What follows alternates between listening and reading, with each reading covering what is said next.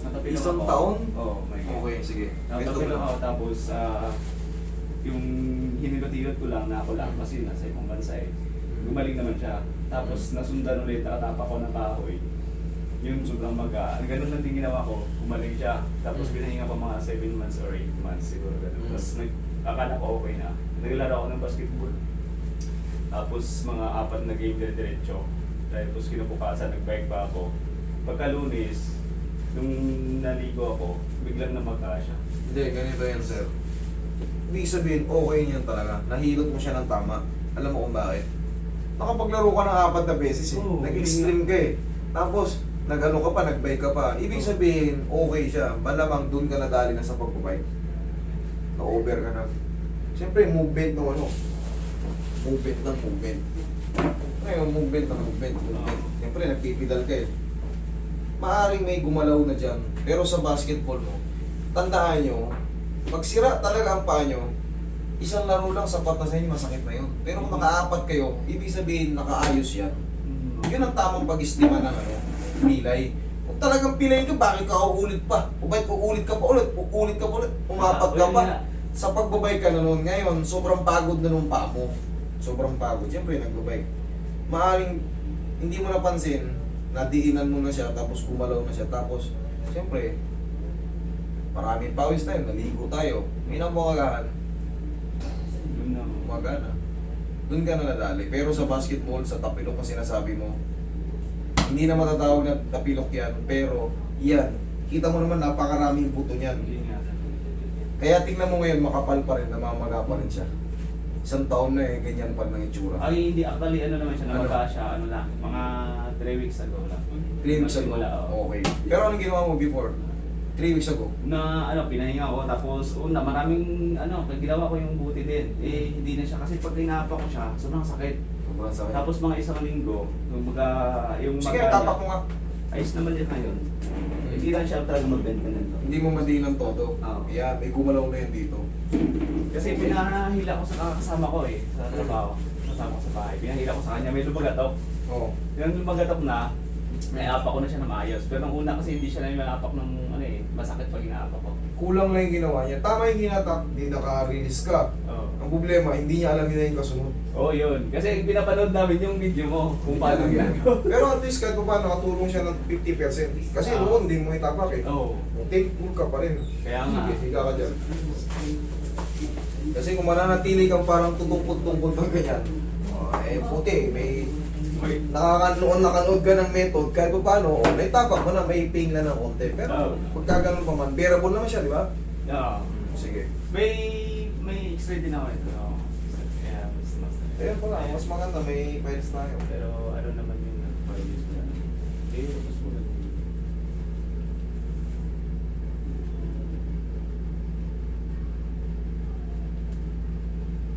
Ayan, nakaangat. Sobrang angat. Ah, yan. Yung dito. Ayan, oo. Pakita ko sa inyo ha. Hindi nakalapat. Ang laki ng uwang oh. Lapit mo. Oh. Ayan. Yung talus joint niya nakaangat. Ilulubog ko yun ng ganyan. Sa kabila din, mas meron din ako dito eh. Kasi pag ganun tumataas yung uric ko, sumasakit siya. Kasi na-disgrasya din ako dati sa motor. Kahit wala ka nun, kahit wala kang disgrasya nun, kung may uric ka alone, mas sumasakit ang mga joint natin. Gano'ng kataas ang uric? Ano naman na... Ano kasi yan, minsan 1 to 7. Yung iba 1 to 8. Minsan naman, dalawang basa dyan. Yung 150 to 350. O 450. 375 ata yun, parang ganun. Pero, mas madaling intindihin pag 1 to 7. Tumaas ka ba sa 7? Hindi ko hindi ko alam. Paano mo nasabing tumaas? Kasi ano... Kailangan niya may ano tayo, may blood ano game. ako nandun sa ano man, sa bag ko. May hindi result ng ano ko, blood game. Sige, okay na. Higa ka dyan. Hindi naman siya ngayon namin. Malalaman mo naman pag uric talaga hinihinda mo. Mamula-mula yung mga ganito mo. Oo. Pag uric. Pero nagpa-blood test din ako nung yung namagayan. Ayos naman, wala naman mga iwa. Hindi mas maganda. Relax lang.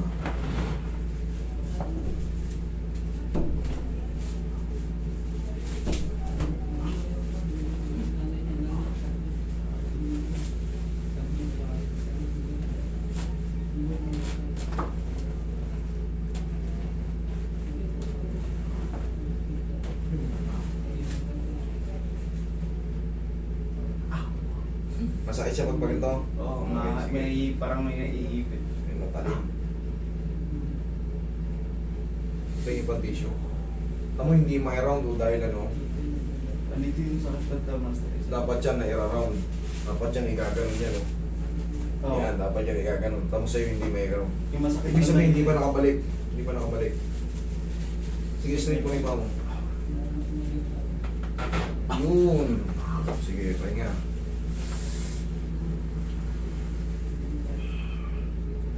Kailangan ito may round.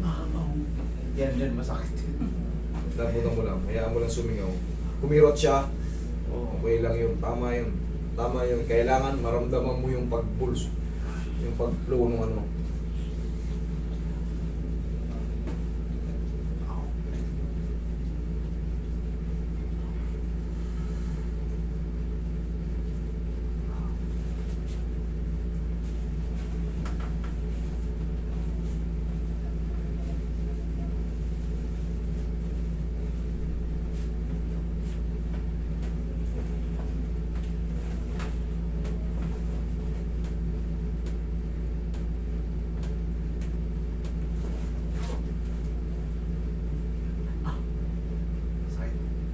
Sige, huwag mong pigilan. Isa na lang. Huwag mong pigilan. Sushoot na yan. Yan, unti-unti na round. Sige na. Huwag mo nang pigilan. Oo, kita mo? Kunting tiis lang. Masakit. Masushoot din yan. Oo, nararound na. Kaya katulad kanina, talagang kunting ganon. Pigil ka agad eh. Pero sabi ko sa'yo, sushoot din yan. Iwala lang. O yan o. May sakit konti na lang. Oo, diba? Ganun. Kanina ayaw eh. O, di ba? O, ibig ko. Kailangan, shoot na siya eh. Shoot na siya. Yung sumasabit na konting pain, which is normal.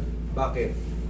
Yung swelling na kinreate ng 3 linggo, na, hindi naman kagad mawawala yung pag in-adjust, yung pamamaga sa loob, hindi mawawala. Na-adjust lang yung buto, gaganda na yung ano niya, gaganda na yung pakiramdam. Sumingaw mo.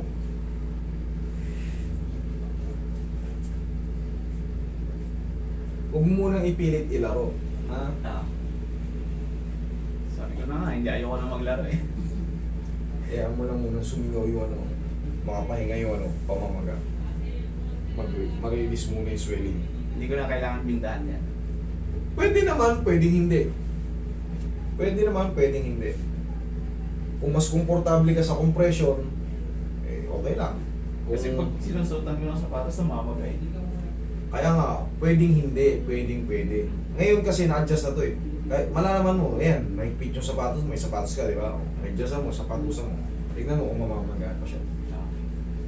Baka, tignan mo yung, obserbahan mo yung ipit ng sintas dito. Sakto lang, yung tamang mahigpit lang siya ng ano. Huwag naman yung grip na grip to. Nandito yung problema mo, umangat to. Oo. Kaya, nakailang tulak ako nung ganun. Balikan natin. Kanina ayaw ma-round, oh. Oh. Oh, nara-round na. Oh, malakas na yan, oh. May sakit pa din pero konti na lang. Konti na lang talaga, oh. Sige, lakad ka. Testing. Sige, pag ano ka. Oh.